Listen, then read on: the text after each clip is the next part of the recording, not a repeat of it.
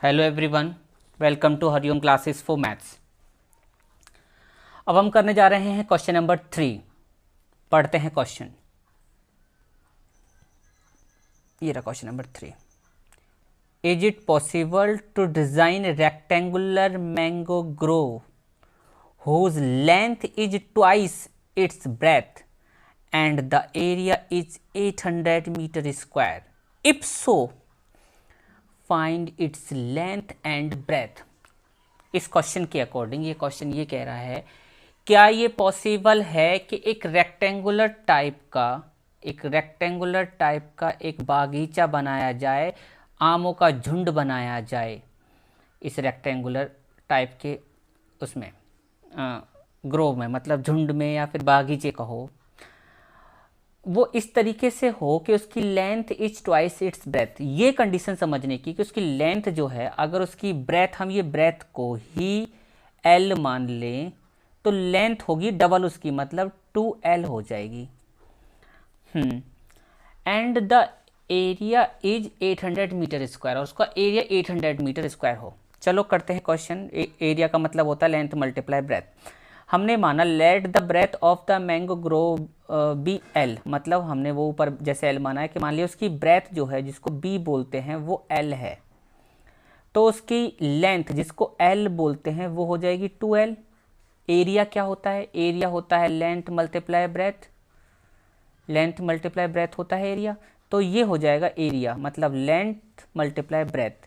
अब 2 में तो यहाँ नंबर है नहीं, L में L की मल्टीप्लाई होगी तो ये 2L स्क्वायर हो जाएगा। ये एरिया हमको 800 मीटर स्क्वायर दिया है, मतलब ये 800 के बराबर हो जाएगा, जो हमने यहाँ नीचे लिखा हुआ है। 2 को नीचे लेकर जाएंगे तो ये इसको काट देगा 400 टाइम्स, तो L स्क्वायर आ गया 400।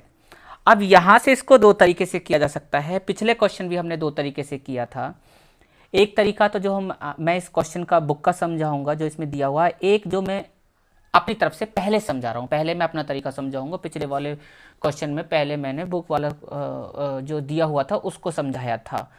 तो यहाँ पे L स्क्वायर दे रखा है कितना, 400, और L अगर मैं निकाल लूँ तो L क्या होगा, √400, और √400 को जब आप बाहर निकालोगे तो ±20 आ जाएगा।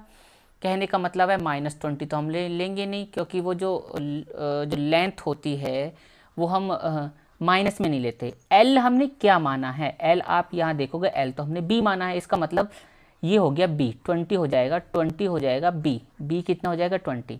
हमें चाहिए L मतलब लेंथ उसकी, तो वो है 2L, मतलब 2 × 20 इक्वल टू वो हो गया 40। अब चलते हैं इसके तरीके पे, क्योंकि हम क्वाड्रेटिक इक्वेशन का चैप्टर कर रहे हैं। तो इसने देखो ये L स्क्वायर इक्वल टू 400 आया, इसने इस 400 को इस साइड ले आया और इस तरीके से इसने से क्वाड्रेटिक इक्वेशन बना दी। क्वाड्रेटिक इक्वेशन बनाने के बाद इसने इसका कंपैरिजन किया। चलो मैं अभी आपको करके दिखाता हूँ।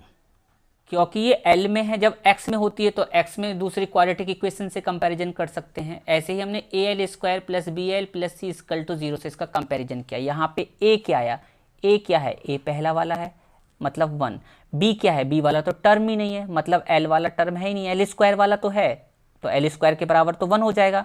B वाला टर्म नहीं तो 0। C क्या है, कॉन्स्टेंट टर्म, ये है -400, इसमें माइनस नहीं दे रखा, मैं -400 लिख देता हूँ। डिस्क्रिमिनेंट पता करेंगे, B square -4AC, 0 square -4AC, तो ये आ जाएगा 1600।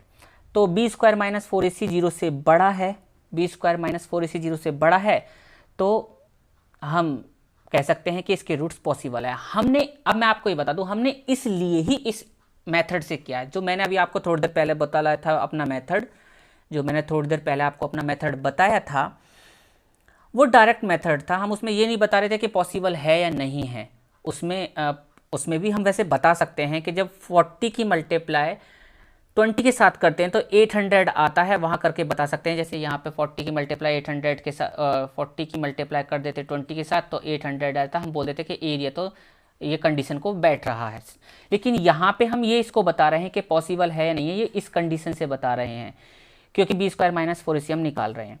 अब हम कहेंगे इसका मतलब रियल रूट एग्जिस्ट करेंगे, इसके रियल रूट एग्जिस्ट करेंगे तो रूट्स निकालते हैं। रूट्स किससे निकालते हैं? X equal to minus b plus minus under root D upon 2a।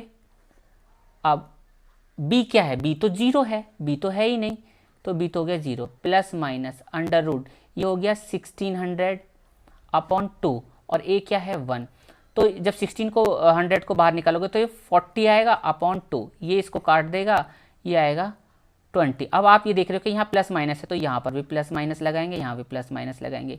लेकिन बात यही आती है कि माइनस वाली जो डिजिट है हम उसको रिमूव कर देंगे। रिमूव क्यों करेंगे? या उसको लेंगे नहीं। हाउएवर देखो यहाँ पे लिखा हुआ है length can not be negative. जब लेंथ नेगेटिव नहीं हो सकती तो हम उसको पॉजिटिव मानेंगे। तो हमने एल क्या माना था? उसकी ब्रेथ, और उसकी लेंथ क्या मानी है? लेंथ 2l है, ब्रेथ में 2 की मल्टीप्लाई हो 40।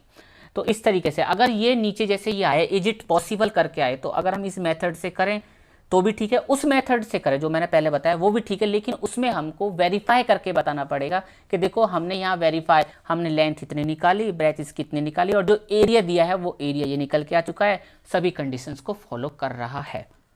हाँ, अगर वो, एक और बात, अगर वो क्वाड्रेटिक इक्वेशन, ये कहे क्वाड्रेटिक इक्वेशन बना के करो, तब हम बाउंड हो जाते हैं क्वाड्रेटिक इक्वेशन के तौर पे करने के लिए। उम्मीद है आपको समझ में आया होगा। Thank you.